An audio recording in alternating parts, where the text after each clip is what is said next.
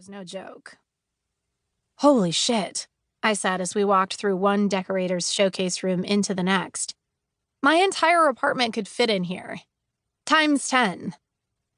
In the short time we'd been dating, Jeff Corrigan hadn't struck me as the kind of guy who would live in a place like this. He was handsome in the way nerdy little boys grow up to be handsome. Sweet and down to earth, in need of a haircut, the cuffs of his jeans frayed. Not someone who cared about material crap.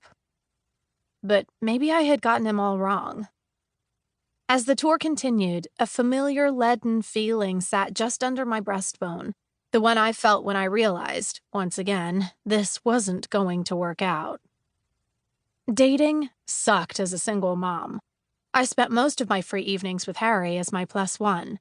Online dating was out due to my fear of bringing some creep who misrepresented himself into my house, and my friends had long since run out of fix-up suggestions. I had finally met a guy the old-fashioned way, at my place of business. A field in upstate New York filled with pop-up tents and gourmet food trucks, and things were going so well. I thought Jeff and I were hitting it off. We both loved the Yankees and hated that we loved the Jets. We'd both read the Lord of the Rings trilogy in high school, but Jeff had gotten through the appendices and could recite Aragorn's lineage by heart. We agreed that Homeland had jumped the shark after season 5. And we agreed to disagree about who was the better Great British Baking Show judge. I was Team Prue.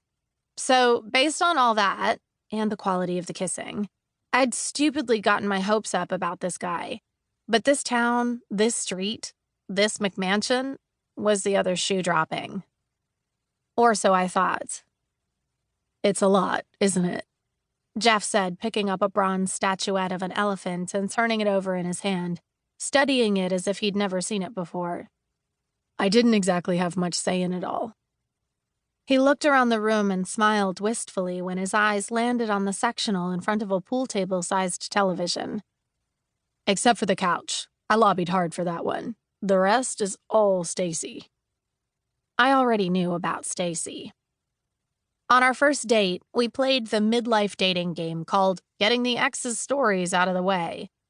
I told him about Colin, who had resented that unplanned fatherhood had cramped his music career, and how, after a torturous year and a half of trying to deal, he had chosen his band and the road over his daughter. Stacy had gone on a girls' vacation to South Beach and returned with a butterscotch tan, a butterfly tattoo on her ankle, and a private equities manager from Malibu. She left for California a few weeks later. Jeff set down the elephant and scanned the room. "She became a champagne girl stuck with a craft beer guy. You know how that usually works out." "I'm a bit of a craft beer girl myself," I said, relieved I hadn't misjudged Jeff after all.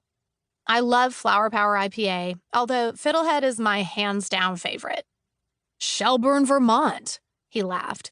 "I've been there, the Fiddlehead Brewing Company. I used to bring home a few growlers every time I dropped Brendan at UVM. I was heartbroken when he graduated, and I had to give it up." I nodded my chin towards his ex-wife's belongings. "Can I ask you a question? Why is it all still here? If it was her stuff. Not that it's a big deal, I mean." I was secretly worried that it was homage to an ex-wife he might still be pining for. Jeff looked around and sighed.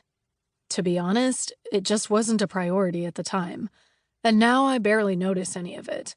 It's like a reminder note you stick on the fridge and stare at so many times you stop seeing it." He turned his back on the bronze elephant. "Hey, I have a 4-pack of Heady Topper in the fridge. Have you ever had that?" "Who hasn't?" We abandoned the tour, drank the beers on his back deck, and listened to frogs singing in a nearby pond, until Jeff put down his can, took my hand, and said, "There's one more room in the house I forgot to show you." Then he took me upstairs to the bedroom Stacy had so stupidly vacated. I take down one of the cups hanging from hooks under the cabinet and replace it with my Harri mug. It stands out in this kitchen, with its French white cupboards, deep farm sink, and ceramic flooring that looks miraculously like wide-planked wood. I can't help but feel like that mug right now. Jeff comes in, wrestling the box awkwardly packed with my paints and coffee cans of brushes and collections of palettes. This is the